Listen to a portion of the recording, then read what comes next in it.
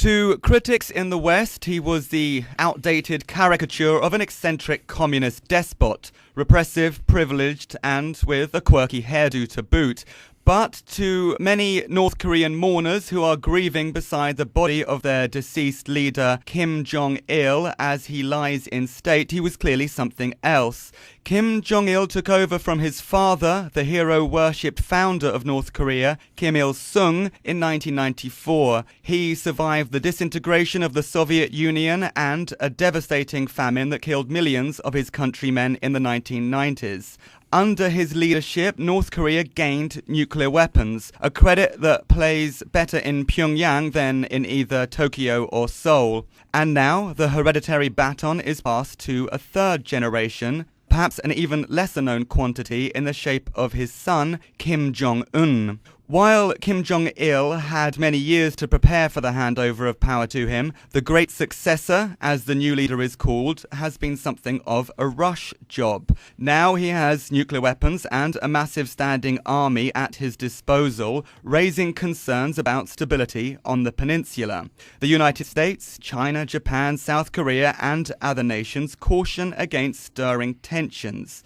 But apart from watching closely, what influence can outsiders play in North Korea, particularly when allies such as Russia and China may block international action?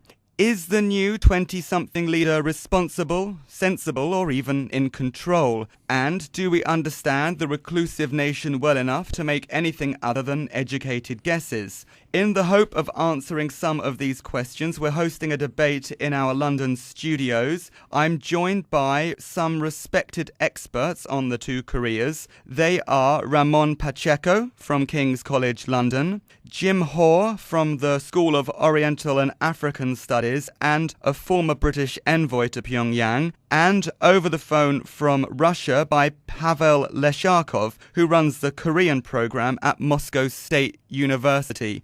First question to you, Jim. To the outside world, Kim Jong-il was presented as an eccentric tyrant who enjoyed privilege while his people suffered. But the North Koreans weeping almost uncontrollably as he lies in state. You've been and you've spent time in North Korea. How do you account for this disparity? I think that one should aim off a bit over the signs of mourning. There is a Korean tradition of mourning, and it exists in North and South Korea, which involves very strong gestures to show how moved you are by events.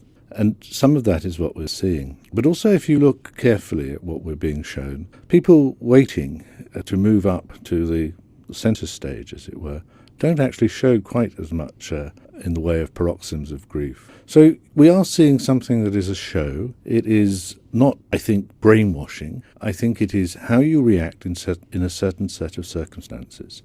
Pavel, I want to put that one over to you in Moscow. Jim is questioning whether or not the grief is genuine, and he did use the word brainwashing. Well, actually, I think that he was a great person due to the fact that he survived a very difficult situation in the 90s when, due to the collapse of the Soviet Union, quite abruptly economic aid to this country was cut. And the biggest economic problems in the country were arisen by this problem.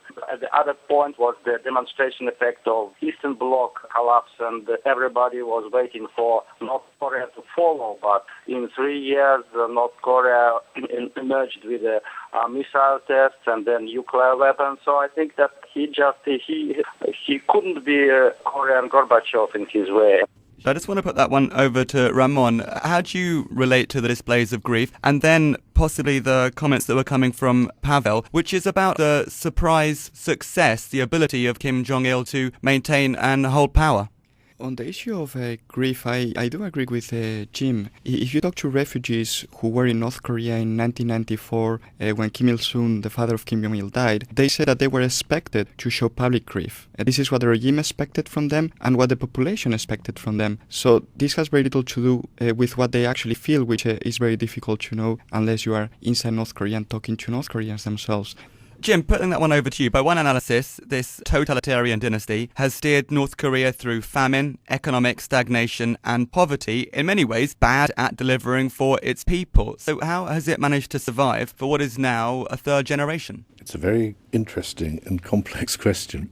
I think you have to begin really from quite a different perspective. I mean, North Korea is not the aberration it is sometimes presented as. It draws on Korean traditions. It draws on the traditions of the Korean kingdom. It draws, though it would never admit it, on the traditions of the Japanese colonial period. And in all those traditions, the ruler is the center, very much the guider for the country, the person who provides for the country. And Kim Jong Il would argue, I suspect, if he was able to do so, that despite the terrible situation of the 1990s, the economic collapse, partly a result of the collapse of the Soviet Union, the agricultural problems which led to shortages of food, despite all those things, North Korea survived. It has survived the threat from the outside world, from the United States in particular. It has made itself, in one sense, strong and capable of continuing. So the legacy, I think, of Kim Jong Il is, from a Korean point of view, from a North Korean point of view, a better one than we are usually prepared to concede. Pavel, you raised the point of the survival of the regime.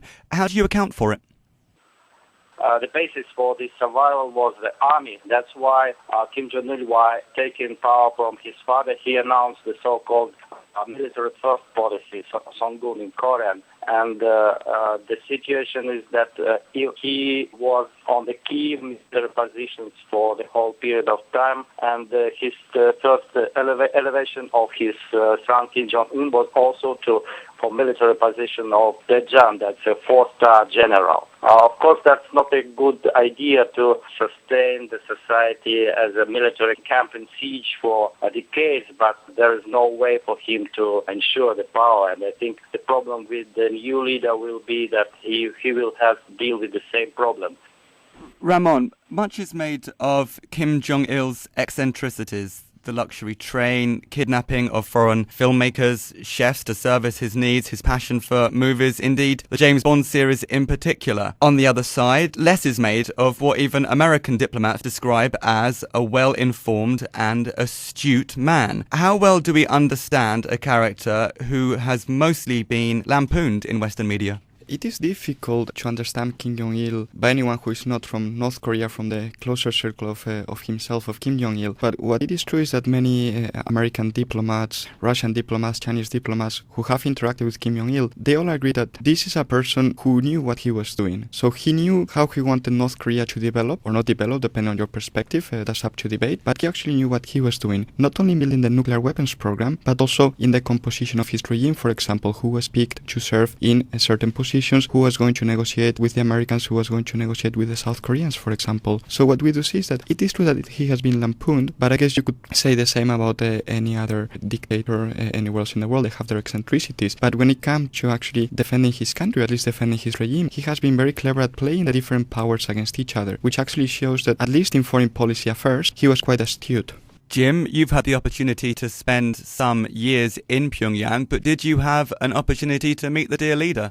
I never met him. I saw him a couple of times. There are other people who will have met him. There'll be many Russian officials who have met him. When we were in Pyongyang, the Russian ambassador was quite close to Kim Jong-il, and Kim Jong-il came to the embassy quite regularly. I would agree with the view that this was a man who, whatever the West said about him, was actually quite capable. If you think of all the things that were said back in 1994, the regime can't last more than a few months, Kim Jong-il is but a playboy, none of that actually turned out to be true. But at the same time, he did seem to have a grasp of how he could run his country's policies to contain difficulties at home and to fight off, as he would have seen it, the threats from outside. And that's, whatever one may think of him personally, that's quite an achievement. So on to his son, the great successor as he has been named. Kim Jong-un is in his late 20s, went to school in Switzerland, is perhaps slightly overweight and likes basketball. Pavel, is it fair to say that we know even less about him than we do his father? Yes, I think that the problem is that the lack of information about the young leader. In any case, I don't think that he will be the key decision maker in the years to come, because he will be supported by his elder family member. Ramon, do you have any analysis on this? Yeah, I would agree with Pavel. I don't think Kim Jong Un is going to take decisions by himself. He's going to be surrounded by basically the same people that were surrounding Kim Jong Il. So in that sense, I don't think there will be a big change in policy from the father to the son, as long as the same people are running the show. So what we do see is that, yes, Kim Jong Un is quite young, but it is still too early to say that he's not going to be able to manage North Korea. I think he will be able, because he has all these advisors that actually know how to manage the country, how to manage relations with the US, with China, with Russia, with the outside world. You're listening to the Voice of Russia in London. I'm James Reinl, and we're discussing North Korea, the death of the leader Kim Jong Il, and what happens next. I'm joined by Ramon Pacheco from King's College London, and Jim Hoare from the School of Oriental and African Studies, and a former British envoy to Pyongyang, and over the phone from Russia by Pavel Leshakov, who runs the Korea program at Moscow State University. Jim, we've heard discussion of a kind of gang of four emerging in Pyongyang, where the power is going to be centered around the young Mr. Kim, his powerful aunt Kim Kyung-hui, her husband Jang Song-taek, and one of the most senior generals, Ri Yong-ho. Is that how you see it emerging? I think that sort of pattern is there already. Kim Jong Il ran the country in a different way from the way his father had done so. He had to. He didn't have his father's revolutionary credentials. He didn't have the popular appeal that his father had. So he relied perhaps more on an inner circle, which includes Mr. Jang and included his sister and a number of senior generals. So I agree with Ramon that what the successor, the son, is inheriting is a sort of kitchen cabinet who will have been running things at the centre or being involved in decisions at the centre for quite some years. So it's not a totally new leadership that's emerging. It's a leadership that has a new front man.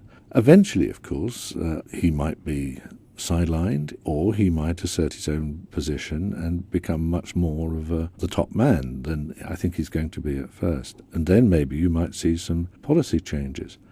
Something that seems to have been forgotten is that there has been no real challenge to Kim Jong Il while he was in power, and there is no sense that any challenge to power will take place with Kim Jong-un. So this is a very stable regime, especially if we compare it to regimes in other countries, especially in North Africa. We have seen all these revolutions. This is quite unlikely to happen in North Korea, especially in the short term, because the people who are close to the regime have much to lose if something happens, if there is an internal strife, not civil war, but internal strife.